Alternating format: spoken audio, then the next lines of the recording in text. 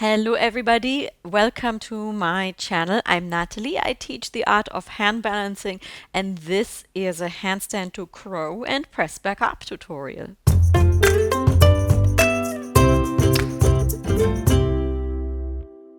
I'll start right away with one thing you really need to understand to descend into a crow and also to press back up, which is the rotation of the arms inwards and outwards. So just take the hands here in front of you like this, and an inwards rotation works this way, this way around, in, and out is like this. So when you go down, you need to rotate in, and then brush the arms alongside your chest here, aiming to brush them alongside your chest and then aim at the arms. When you come back up from the crow into a handstand, you have to press the arms to the sides. Imagine you're ripping the floor apart, and that will mean that your elbows are going to slightly bend like this to the side. But that's very important to come up. So let's go through it bit by bit. I like to start here in a tuck position with my knees wide. So my knees are as wide as my arms because I am aiming at my elbows. So now I'm going to lean to the front, weight in the fingers, then I'll rotate my arms in, and then I wait for the right moment to bring my knees really low here, really low, and then I bend the elbows. And I come down, yeah?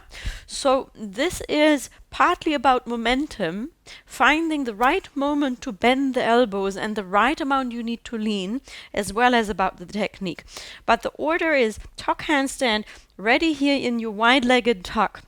Lean to the front, weight in the fingertips, rotate the arms in, and then wait for the right moment to lower the knees enough to then bend the arms. You need to bend the arms after you have rotated in so that you are in a very strong position to come down. One more time. Tuck. Lean into the fingers. Bring the knees as low as possible. Rotate the arms in and then bend. On the way up, it's very important that you imagine that you are ripping the floor apart. You need to squeeze your feet here, the heels up towards your glutes as much as possible.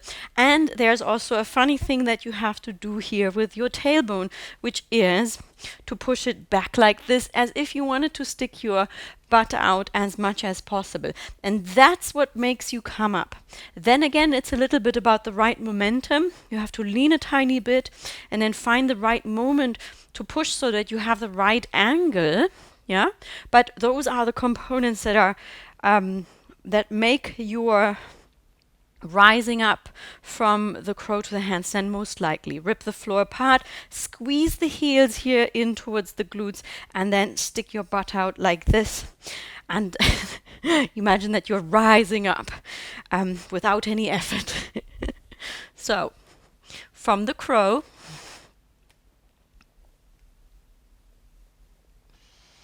and to the handstand. So you see that here in this moment, I'm doing this, now I'm exaggerating, but this is what happens. And then I squeeze my heels in towards the glutes, and then I imagine I rip the floor apart. I show you once from the front, and you will see that my elbows are slightly going to the side, but at the same time I'm strongly pushing into the floor.